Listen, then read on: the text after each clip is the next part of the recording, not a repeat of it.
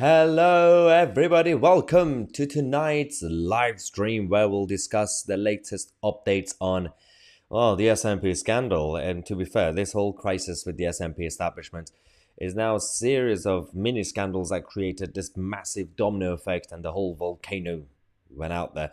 Anyway, hello to everyone in the live chat. Make sure to participate in our live poll. You can actually see the live poll. Let's quickly get the results. Let's make sure everything's actually working. Perfect. Yeah. So we asked in the live poll before the live stream started, do you think Humza Yousaf will get into trouble over SNP's financial corruption? So far, 85% of you have said yes. 15%, now 16% have said no. And actually, in the live chat, I can see a few comments. Sean Rai says, in regards to your poll, they let Useless or Yusuf off for the sake of diversity. I might actually agree with this statement. Yeah, potentially. Probably not for those reasons exactly, but yeah, he's a bit of a snake, as you can see, and he might get away with it. Anyway, let's get involved with today. And we already done a number of videos. Make sure to watch all the other videos we've done today. But it's about what's going on with Peter Murrell. Peter Murrell, a husband of Nicola Sturgeon and the former chief executive of the party, who decided to resign somehow, and then we knew exactly why he resigned now. The issue with this is that there are a lot of questions about who is going to be paying his legal fees. Now, let's imagine a scenario. You work for a company, a corporation, you have an office, and you decide to allegedly embezzle money from the company. Allegedly. And then you go to court. The police come, arrest you, you go to court. Whose responsibility do you think it should be to pay for your legal fees? The company that you stole from, or yourself?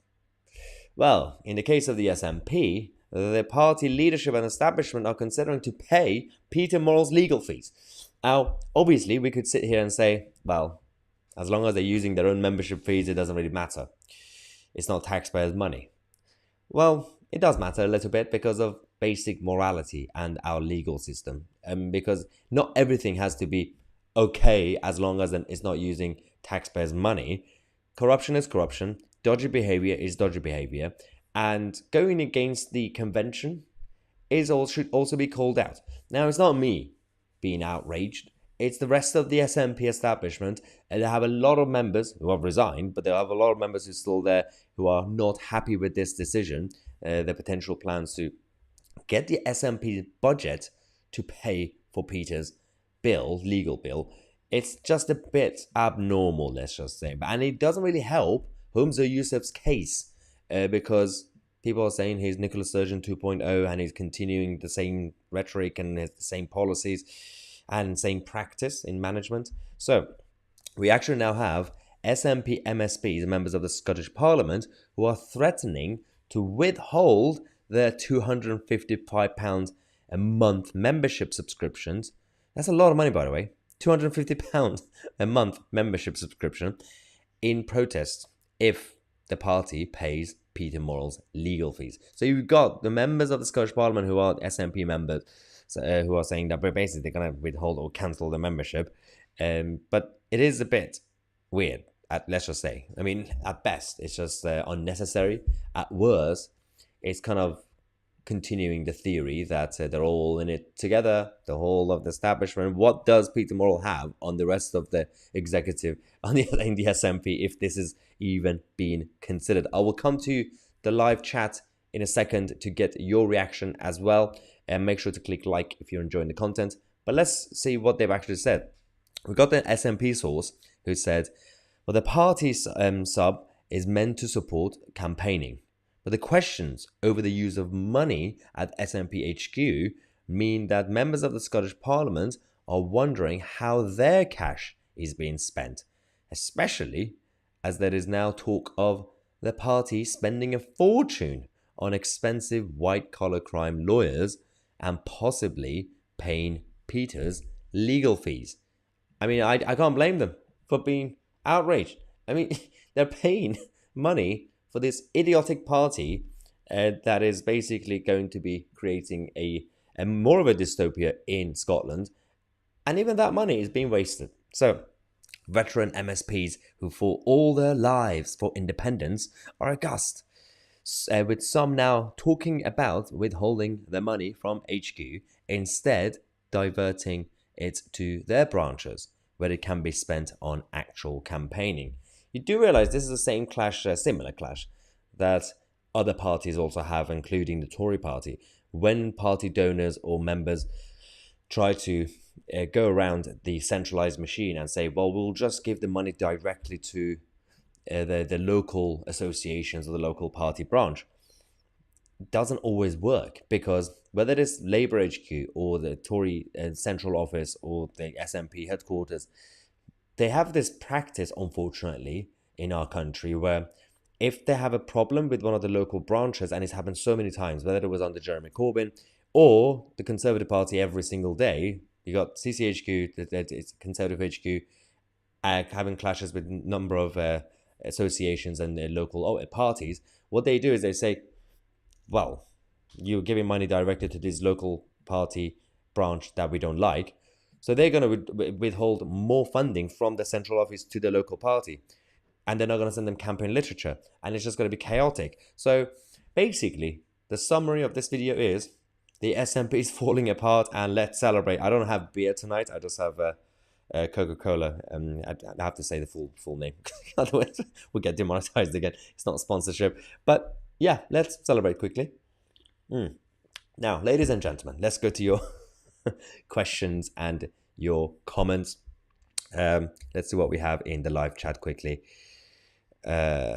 Jason says, are they going to be held responsible over lockdowns? Highly unlikely, Jason. Highly unlikely. Let's see. We have Jock who says, I've been waiting for this for years, and now it just keeps getting better and better. Absolutely. Let's see what else we have. Jack says in the live chat, as Peter Murrell is no longer an official in the council, why do the Scots pay his legal bills to the highest paid barristers available?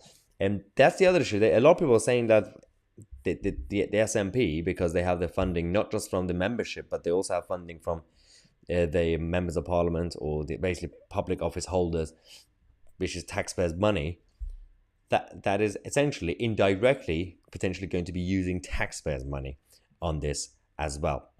But we'll see. Hang on, let's see what we have on this. I've just also created a Q&A in the live chat. Let's see. Yes, so in the live chat, we also have Q&A now. So as a reminder, ask me any questions that you have. Obviously, we haven't done a live stream in a few days. Well, it's not like this. It's been a couple of weeks, actually. But we've been giving you all the daily updates on not just the SNP scandal, but on all the other issues. Feel free to use the live chat to ask your questions. But let's see what we have here. We have P. Domingo saying, does anyone know when it is that the Brits turn to get a free stay in a 5-star hotel? All you have to do is just go to France, get on a boat, come here, and you get free Domino's pizza and free hotels. That's perfect. And Jack again says, when is Nicola Sturgeon going to work for the corrupt EU? Knowing Nicola Sturgeon, she might actually get a position within the EU, or she could go towards the next year's COP28 and other United Nations Climate Council or whatever it's called. These people, basically, all these organizations, international bodies, are there for failed politicians. Every single failed prime minister, failed minister, failed president, they just leave and then they end up getting one of these jobs. It's a good gig, actually. I wouldn't say no. So, what do we have? David says, the SNP should have a referendum to see if they want to leave the SNP. Absolutely beautiful. Yeah, I think members of the SNP should have some sort of vote to see if the party should exist or not. Basically, the referendum should be: do you want the SNP to be abolished or not? Okay. Victoria West says, didn't Nicola Sturgeon only marry Peter Murrell in 2010? Yes, I believe it was around 2010. So probably not the first marriage. I don't know. Okay. Neil Lampton says, I think the whole of the political system in the UK is rotten with corruption, and we, the British taxpayer, are funding it. And we have no opportunity to recourse. I absolutely agree with this. The issue is that at least we still have a system where we, as the people, can influence it, but not like this. And not just by protesting or leaving political parties. What I'm saying is easy on paper, but it is possible. So we can, as people, if you get a few 100,000 people together, so it's difficult, it's not just our friends, but everybody, but we can. On this channel, we have almost, 300,000 subscribers. If we get a few 100,000 people to create a new party, to get involved, to campaign, to have a good agenda, and to stand as candidates, then you get involved, then you win the election, and you can change the system. On paper, it's possible. Obviously, it's not an easy thing to do in reality, but never say never. At least there are no restrictions. That's my point. For example, in Iran, if Iranians want to say, well, I think we should change the system, they can't. The only way they can do it is to bring down the system completely, do a violent, bloody revolution. We don't have to do that. But the problem is, if the people who are involved with politics now don't do anything about it, then I won't be surprised if people get on, take on the streets and cause trouble. They have to, those who are already involved, they have to sort it out now. The few good people that we have, the few smart politicians that we have who are still probably not in parliament yet, all the smaller parties, they have to sort it out now. Otherwise, the backlash will be huge. You cannot stop the British public if they revolt. And I'm not saying that they're going to do it in the French way, but you never know. The French and Brits are different, but the world is changing. Nathan says, good evening, Mahyar. When do you think the Human Rights Act is going to be scrapped? When most of my hair is grey and and all the wrinkly faces and everything. I think it will happen, but it will happen depending on obviously the next election. If Labour wins, then good luck with that. I do believe that not necessarily the current cabinet, but maybe a future Tory government, or maybe even not getting close to this election, the only way I could see them removing the Human Rights Act, the European Human Rights Act, is if they sort out their new alternative plan. So people are saying the British Bill of Rights and all this and all that, but you have to sell it to the establishment first. Unfortunately, the British public are behind the idea. We know that, but the media and the rest of the establishment are not. So if you calm them down as a government and as politicians, and you say, well, okay, we are doing this, but firstly, don't freak out. We're not scrapping actual human rights. We have human rights, and we're going to replace it with something else. Basically, obviously, people in England will go with the English common law and English Bill of Rights and everything else. But it doesn't matter. You can just expand it to the whole of the kingdom, and you can do that. But the problem is, nobody is brave enough to even stand up and say it. I do have some faith a little bit when it comes to Suella Braverman, but Suella is trying her best, but she's still working under Rishi Sunak, which is the problem. Okay, so let me just quickly go to the live poll that we did before we started.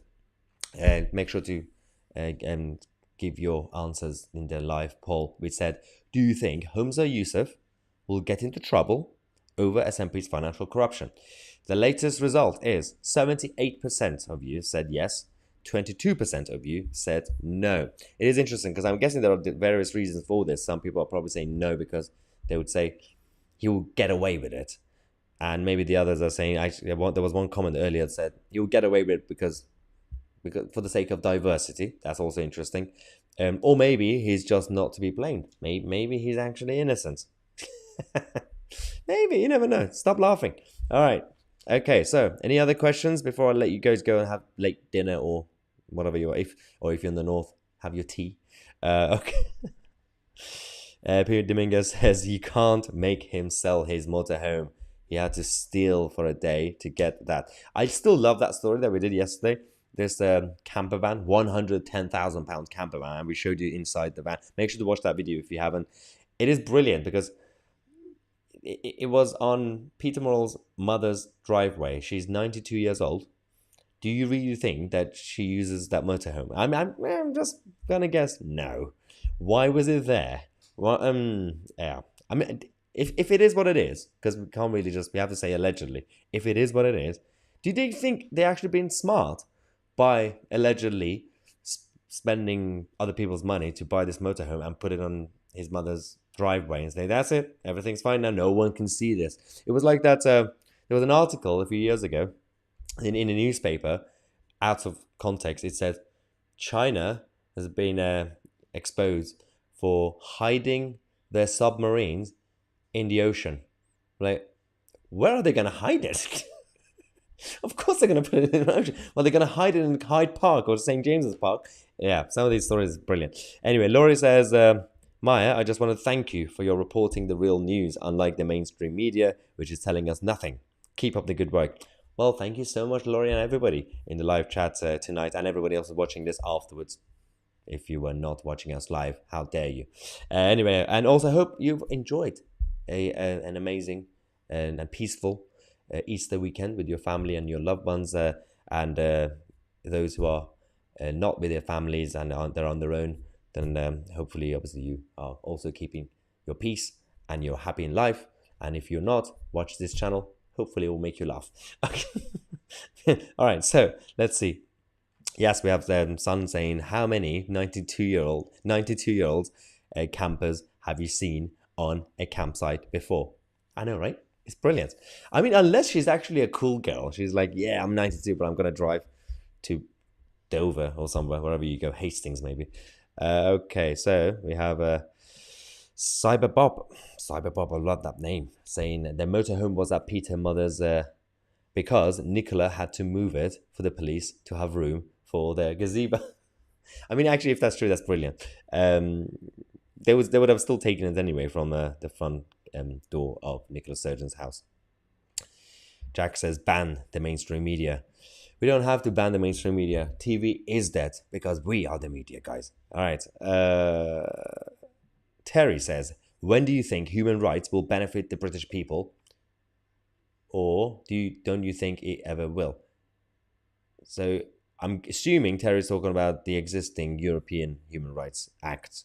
Might have misunderstood the question. But we don't have to have it because we already have our own laws.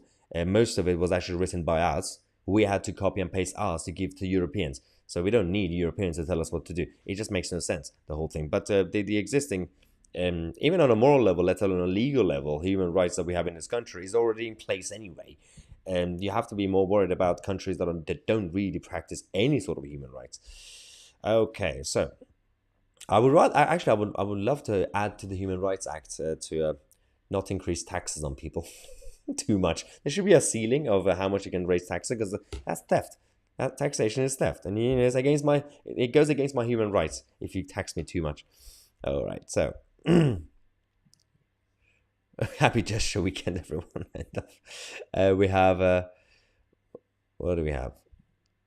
Helena says, does the trailer have a garage car in the rear?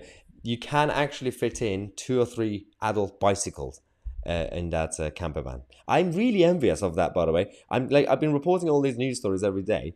That still got to me. Like, those 2 idiots managed to have £100,000 motorhome, and I'm still sitting here with my can of Coke. It's absolutely embarrassing. Give it to me. I don't really care about the SNP members and their money. Give it to me. All right, so if we have any other question, let me know before I let you guys go. Okay, so... Oh, wow. Laurie actually says, by the way, the mobile home was found near my home. Actually, if you're neighbors of Peter Murrell's mother, let me know in the comment section as well. Okay, so I think that's it for now. We'll let you guys go, and thank you so much for joining us in the last minute live stream. We're going to do it more often because it's been a while since we actually had the chat properly with each other on a live stream. Make sure to share this video and click on the like button, and of course go and watch all the other video updates we've done throughout the day. I'm Mahyar 2C, and we are the media.